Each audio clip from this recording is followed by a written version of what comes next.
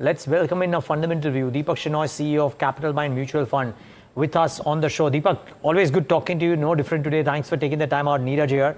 Good afternoon.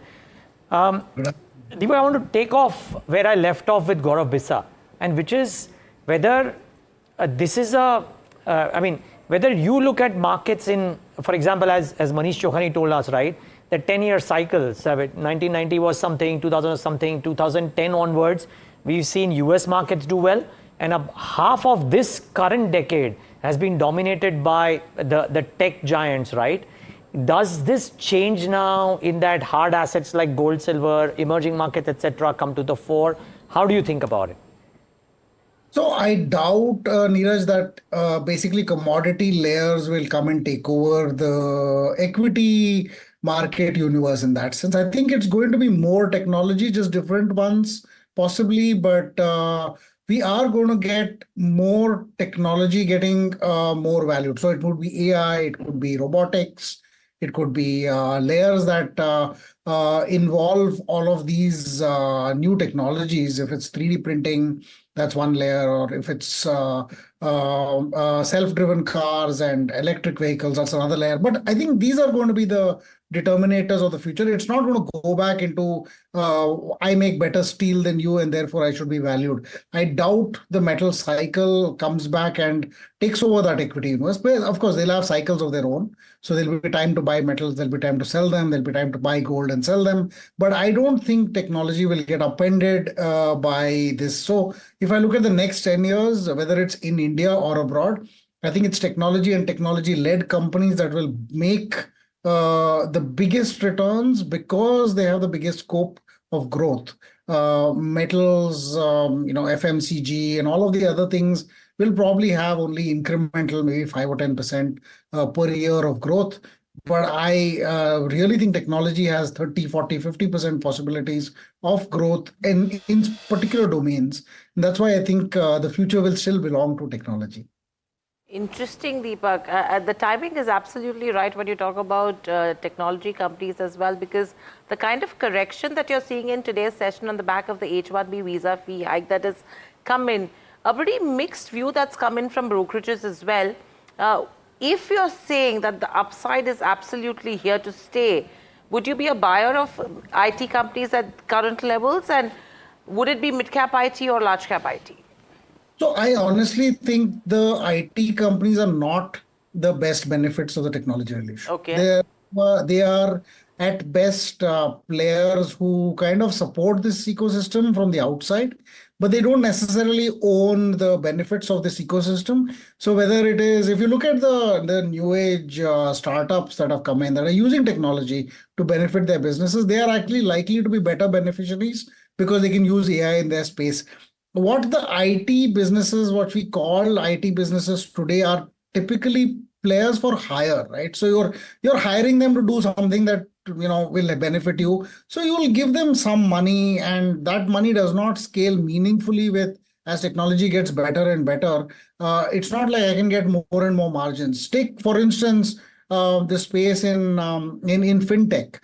There are amazing layers of operating margins that can be earned in the longer term using finance to leverage your business. But it's not true for a person that's just an IT player that's providing services in this area. At best, you'll scale, in terms of either adding a layer of manpower on top or a small layer of technology on top. So I don't think the IT companies are the beneficiaries of this technology revolution. It will be the likes of Google, perhaps the likes of players like that in India if they were to list.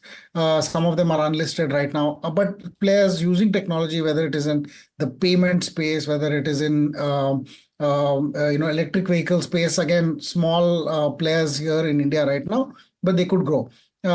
Technology services. What would the likes look like in terms of the Indian markets from the listed space? Maybe you've not invested in them, but the kind of names one should actually start looking at. Yeah, no, so I would say I won't take any single names right now because we're not allowed to, talk about it because they're part of our investment universe as a mutual fund. But in generally, I think there's travel technology. That's one layer. People who can benefit a lot from that. Maybe it's a vertical niche there. There's healthcare technology in healthcare itself that could dramatically increase. Again, there are players that are doing something in the electric vehicle space that are already established in the ICE space also. They're moving into electric technology. There are players in the battery technology that are making their way into lithium ion. There are players in perhaps some of the other layers here in the AI space. Again, many of them are public listed companies that are making small investments, whether it's AI or data centers. But I think data centers, again, it's an ancillary space. It's not primarily AI. So there will be some players who will benefit primarily from this. There will be some ancillary players downstream that will benefit. But I think that is the layer that you'll see technology evolve into, how they use technology to manage their spaces, perhaps own some of the technology as well that they can license out to other players. Those are the ones that will benefit. The IT players themselves seem uninterested for the most part in building product plays. So that's fine. You can always say that there has to be somebody who provides services on top. So you'll rate them like a service player. You're not going to give them the 100 times earnings kind of and expect that earnings growth to be that maximum. But yeah, the H1B issue is going to affect for sure a lot of the IT companies. But I think in the long term, it will benefit India as an economy. So it may not benefit those particular players, but it will benefit India as an economy because more people will choose to perhaps stay back here. And hopefully, as our education system improves and evolves, that there will be more of the research that's being done here itself, and then we'll see more benefits downstream. But the IT players themselves, I don't think they'll benefit too much. Mr. Shenoy, hi, Mahima also joining in. Just want to understand, there's a lot of initiatives that have been taken in order to boost consumption. We have GST 2.0 kicking in today, festivities also kicking in today, plus there have been tax cuts, rate cuts, etc. And, Prime Minister Narendra Modi yesterday also talked about the Swadeshi consumption of things. If you were to play the consumption theme, how would you play it? Would it be, via staples, hotels, retail, QSRs? What would it be like, or even autos for that matter? So I think hotels still have a lot more to go in terms of scale and footprint expansion, especially if interest rates were to come down. Hopefully, they will be able to do significant amount of capex to grow the revenue footprint across. There's some in the travel space, whether it is in the direct in the transportation industry itself or in technology players that are providing technology to the transportation network or in general, the consumption. I think the biggest beneficiary now is auto because auto will directly see nearly 10% cut in effective end user prices. The lowest interest is in staples because a 10 rupee packet of biscuits is not going to cost you 9 rupees 50 paisa, not even a microscopic chance. Because at that layer, people don't reduce prices by 5% simply because the change that is required to be given where people don't use UPI, for instance, or use cash to pay is just too painful to have that conversation. So the retail prices remain 10 rupees. You get a little more biscuit, a little more shampoo or a little more soap, grammage of soap, but the prices don't change. So there's not that much meaningful benefit for end users in that, small-ish soaps and, things space because I don't think the prices will come down meaningfully there. At the higher end, they will. At cars, they will. At wholesale quantities of a lot of these goods, I think they will be. So there will be downstream impacts to industry. And from consumption perspective, I think I'd play auto first. I'd play premium consumption first because there I think you'll see a lot more offerings. You'll see travel, tourism, healthcare. I think all of these consumption elements will go up reasonably well. But the GST will add a fillip to perhaps travel and transportation, perhaps to the auto industry first. And then it will kind of meaningfully move downstream. Remember, there's an income tax cut also at the premium level. There's about 1 lakh rupees more every one who's earning more than 12 lakh rupees a year is actually getting in terms of lower taxation from this year onwards. That's ongoing. So hopefully that will also kind of eat into consumption. But again, premium consumption is where it's the maximum. Staples is not so much. Okay.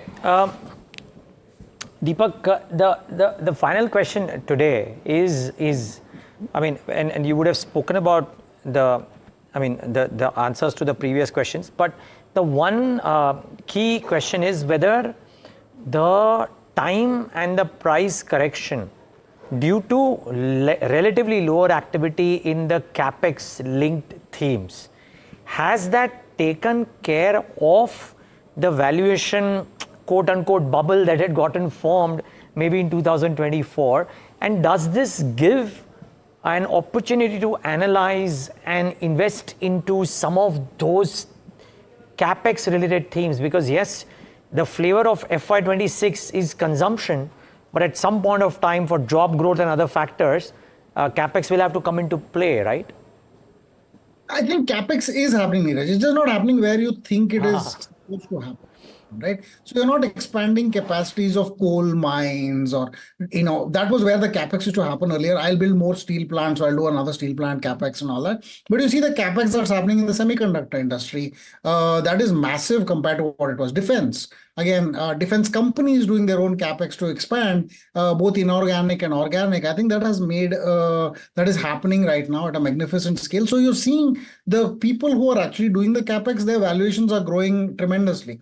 In the semiconductor industry, defense industry, ports, a lot of that is kind of leading into downstream, even hospitals, wherever companies are doing hospital expansions or have done in the last 3 or 4 years, we are seeing their valuations increase quite a bit. So the bubble in some of the spaces, for instance, in consumer staples, there has been a bubble for nearly 10 years now.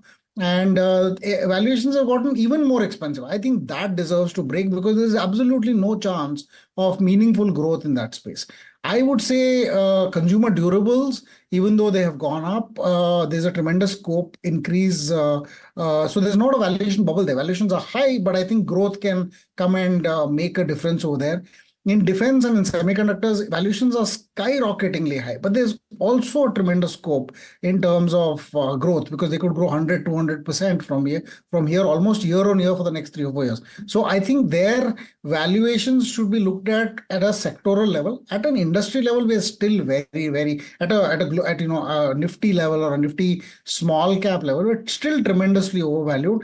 And I would say a large part of it is because of the staples and some of the, the metal companies and all getting valued at 30, 40 times earnings. That's ridiculous. We absolutely shouldn't be paying those valuations at the top of the cycle. At the top of the cycle, P should be single digits for the most part. So we're overpaying for a lot of boring sectors and possibly paying high for growing sectors that are, for sectors that are actually doing really well. But I think the growth will make sense in those sectors.